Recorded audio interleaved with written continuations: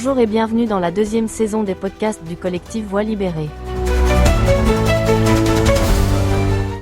Dans cette série de podcasts, le collectif Voix libérée vous propose une lecture commentée de l'ouvrage « Rien sur nous sans nous », ligne directrice destinée aux responsables politiques concernant la participation des victimes et survivants et d'exploitation et d'abus sexuels subis dans l'enfance, publié par le Conseil de l'Europe et rédigé par la professeure Caroline Taylor et Sophie Otiende. Cet ouvrage constitue un document de référence majeur. Il propose un cadre concret pour permettre la participation effective des personnes ayant une expérience vécue de violences sexuelles dans l'enfance à l'élaboration des politiques publiques, des réformes institutionnelles et des dispositifs de prévention. Il repose sur un principe fondamental, aucune politique ne peut être pleinement juste et efficace si elle est conçue sans celles et ceux qui sont directement concernés. Rien sur nous sans nous. Compte tenu de l'importance du sujet, de la richesse du contenu et des enjeux humains, éthiques et politiques qu'il soulève, nous avons fait le choix de proposer cette lecture en 5 épisodes. Ce découpage permet d'en approfondir progressivement les notions essentielles, d'en éclairer les implications concrètes et de les mettre en dialogue avec l'expérience du collectif Voix libérée et la réalité française. Notre objectif est simple. Contribuer à faire entendre la voix des personnes concernées et encourager une transformation réelle des pratiques, dans l'esprit même du titre de cet ouvrage, Rien sur nous, sans nous. Aujourd'hui 5e et dernier épisode. Bonne écoute. Bonjour à toutes et à tous. Aujourd'hui, on se lance dans une exploration vraiment passionnante d'un document percutant. C'est le guide pratique Rien sur nous sans nous, épisode 5, Devenir acteur du changement.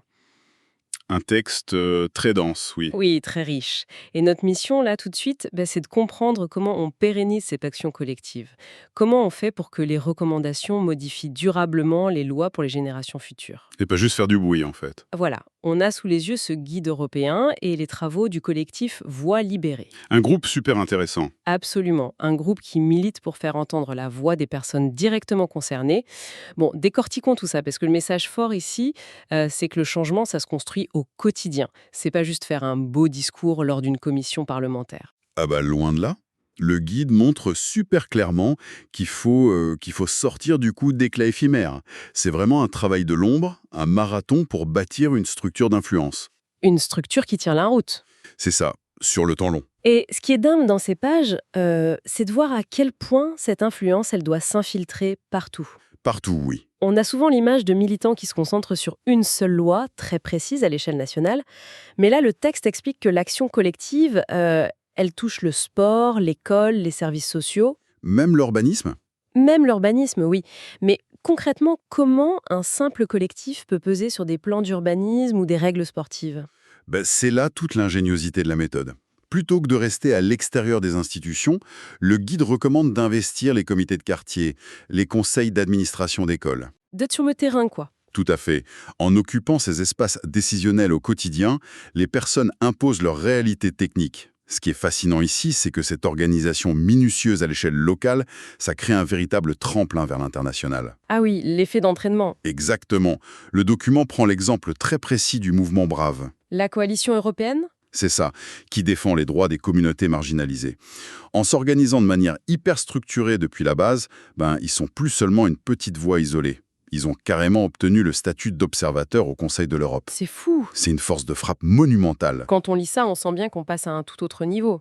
Ces individus sont plus du tout dans une posture passive. Plus du tout. À demander de l'aide ou attendre que d'autres règlent les problèmes. Ils arrivent avec des dossiers ficelés et ils proposent activement des solutions. C'est un renversement total. Si l'on relie cela à une perspective plus large, on comprend mieux pourquoi ce changement est si crucial. Le texte parle de participation systémique. En gros, ils veulent plus juste être consultés une fois par an pour cocher une case. Pour faire joli. Voilà. Ils exigent d'être autour de la table tous les jours. Et le fait d'occuper cet espace en tant qu'experts de leur propre vie, ça réduit massivement la stigmatisation. Parce qu'on les voit plus comme des victimes. Absolument. La société entière les perçoit désormais comme des partenaires incontournables pour faire avancer les choses. C'est vraiment là que le slogan « Rien sur nous sans nous » prend tout son sens. C'est plus du tout une simple formule militante. C'est devenu une méthode de travail implacable. Les sources insistent d'ailleurs sur un point crucial. La boucle n'est véritablement bouclée que le jour où ces mêmes citoyens évaluent eux-mêmes l'impact réel des lois. Des lois qu'ils ont aidé à créer. Exactement. En fin de compte, s'il y a bien une chose à retenir de cette analyse, c'est que le silence est bel et bien terminé. Il y a une volonté féroce de reprendre le pouvoir sur les récits et sur l'avenir. Le combat commence à peine. Oui, c'est une dynamique vitale à comprendre pour quiconque souhaite voir comment l'organisation collective permet de passer de la théorie à un impact concret. Ça évite ce fameux sentiment d'impuissance face aux institutions. C'est une transformation profonde. Et d'ailleurs, cela soulève une question fascinante pour prolonger cette exploration. Je vous écoute. Si les collectifs citoyens deviennent à terme les évaluateurs systématiques des lois qu'ils ont eux-mêmes inspirées, peut-on imaginer un futur où le rôle des législateurs traditionnels se limitera simplement à exécuter la volonté directe des personnes concernées? C'est une redéfinition totale de la représentation politique qui mérite réflexion.